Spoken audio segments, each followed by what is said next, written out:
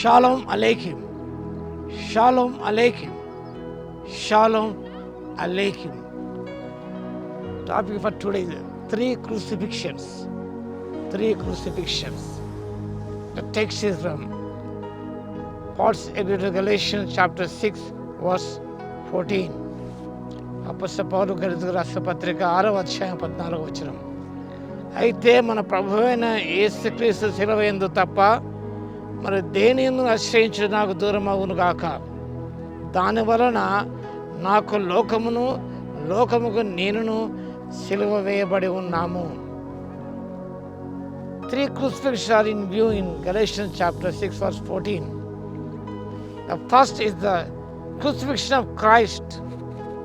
Jesus' actual death on the cross of Calvary provided our salvation. The first crucifixion.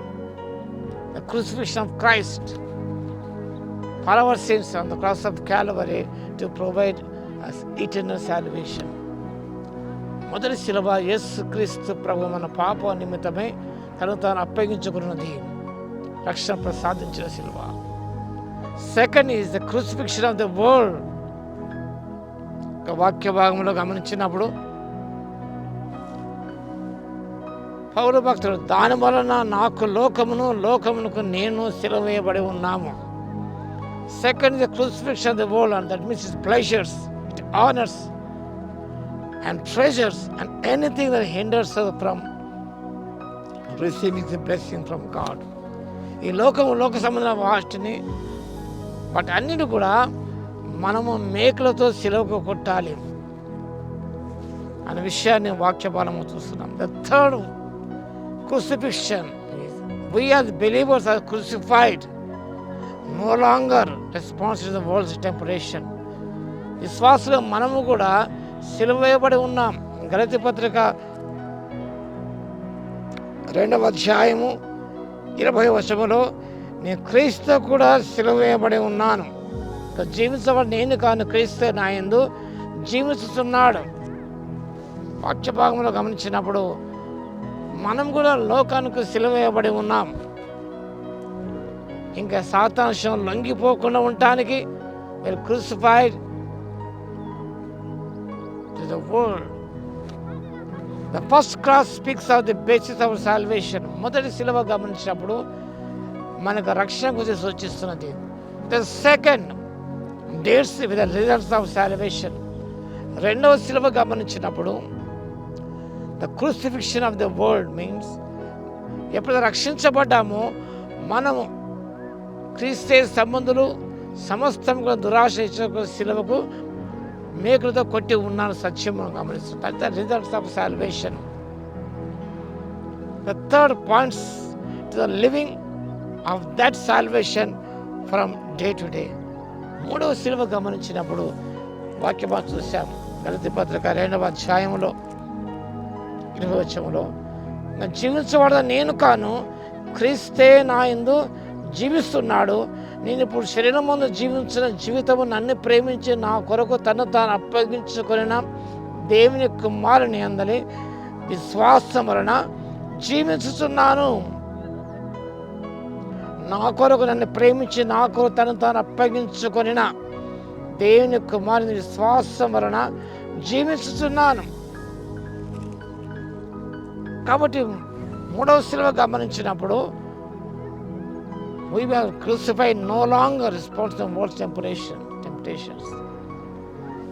ఎప్పుడైతే మనం రక్షించబడి ఉన్నామో, రక్షించబడిన తర్వాత మన ఆశలన్నీ కూడా దురాశలను కూడా సిలువకు మేకులతో కొట్టడం, ప్రతిదినము కూడా ఇంకా జీవించాలి నేను కాను. చక్కగా ప్రస్తావించాడు, not I but Christ, that should be your mouth. నేను కాదు జీవించేది, క్రీస్తే నా యందు జీవిస్తున్నాడు. యేసు ప్రభు తన జీవితాన్ని నీ ద్వారా జీవించనివ్వు. Not I but Christ liveth in me. క్రీస్తు నా యందు జీవిస్తున్న నా జీవితం అనేది అంటాడు భక్తుడు. కాబట్టి నాట్ ఐ బట్ క్రైస్ట్, క్రీస్తే నా యందు జీవిస్తున్నాడు. నా అనుభవంలోనికి మనం వచ్చినప్పుడే ఎంతో ధన్యత పొందుతున్నాం. కాబట్టి పౌలు భక్తుడు అంటున్నాడు, నేను అంటున్నాడు యేసుకి సిలువ యందు తప్ప మరి దేని యందు ఆశ్రయించు నాకు దూరమగును గాక. దానివల్ల నాకును లోకము నేను కూడా సిలువ వేయబడి ఉన్నాము. ఎంత మంచి బ్యూటిఫుల్ స్టేట్మెంట్ అండి. ఆ రీతిగా మనం కూడా లోకము సిలువ వేయబడి ప్రభు నీ ద్వారా నా యందు జీవించడానికి పరిశుద్ధాత్మ దేవుడి శక్తిని దయచేయును గాక. ఆమె స్తుతికి పాత్ర మహోన్నతులు మీకు వందనాలు స్తోత్రాలు తండ్రి. 3 సిలువల గురించి ధ్యానం చేసాం నాయన. జీవించడం నేను కనుక క్రీస్తే నా యందు జీవిస్తూ నాట్ ఐ బట్ క్రైస్ట్. అయితే మేము పలుకుటకు తండ్రి అర్థంగా జీవించటకు నైనా ఆత్మశక్తి దయచేయండి. లోకము సిలువేయబడి ఉన్నాము కానీ సత్యాన్ని జ్ఞాపకం చేసుకుని దినదినము నాయన మా సిలువను ఎత్తుకొని నువ్వు వెంబడించే కృపను ఇవ్వడానికి మీ స్తుతి స్తోత్రాలు ఆచరించుకుంటూ ఘనమైన మీ నామను కొనియాడుకుంటూ వాక్య బిడ్డ ప్రతి బిడ్డను దర్శించి దీవించమని యేసయ్య నామమున ప్రార్థించి వేడుకొస్తున్నాము తండ్రి. ఆమేన్. మన తండ్రి అయిన దేవుని యొక్క ప్రేమయు మన ప్రభువును రక్షకుడైన యేసుక్రీస్తు యొక్క కృపయు పరిశుద్ధాత్మ యొక్క అన్యోన్య సహవాసం మనకును మన ప్రేమించే వారందరికీ సదాకాలము తోడే ఉండును గాక. ఆమేన్.